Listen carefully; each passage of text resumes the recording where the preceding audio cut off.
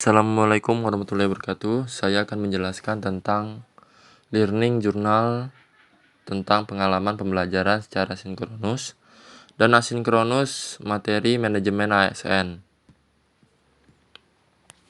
Seperti kita ketahui bahwa saya telah mempelajari tentang materi manajemen ASN di MOC dan saya akan mengulang atau membahas tentang materi manajemen ASN, dan menurut saya manajemen ASN adalah aparatur sipil negara, adalah pengelolaan ASN atau aparatur sipil negara untuk menghasilkan pegawai ASN yang profesional, memiliki nilai-nilai dasar etika profesi, bebas dari intervensi politik, bersih dari praktek korupsi, kolusi, dan nepotisme.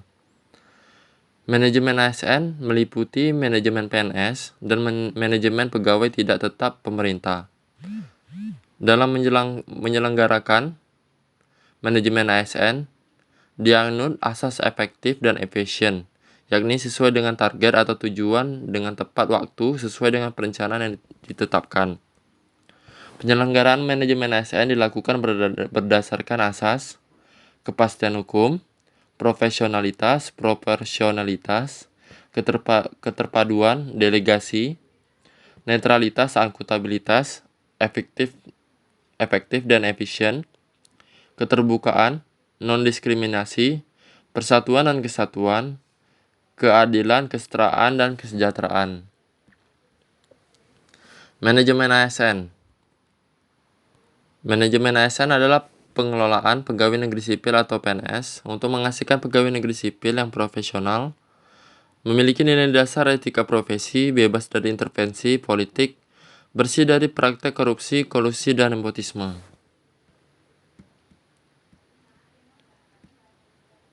Dan ASN atau aparatur sipil negara itu ada dua, yaitu PNS atau pegawai negeri sipil dan PPPK atau pegawai pemerintah dengan perjanjian kerja. Yang pertama, PNS merupakan warga negara Indonesia yang memenuhi syarat tertentu, diangkat sebagai pegawai ASN secara tetap oleh pejabat pembina kepegawaian untuk menduduki jabatan pemerintahan dan memiliki nomor induk pegawai secara nasional. PPPK atau pegawai pemerintah dengan perjanjian kerja.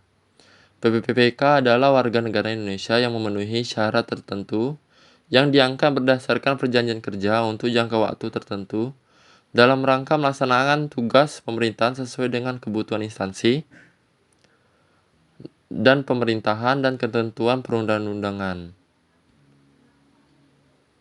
Peran ASN yaitu untuk melaksanakan perannya dengan baik. Fungsi ASN sebagai pertama, pelaksanaan kebijakan publik, kedua, pelayanan publik, dan ketiga, perekat dan pemersatu bangsa. Hak PNS. Yang pertama, mendapatkan gaji, tunjangan, dan fasilitas. Yang kedua, cuti. Yang ketiga, jaminan pensiun dan jaminan hari tua. Dan keempat, perlindungan. Dan kelima, pengembangan kompetensi.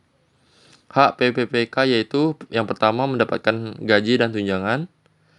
Yang kedua, cuti. Yang ketiga, perlindungan. Yang keempat, pengembangan kompetensi.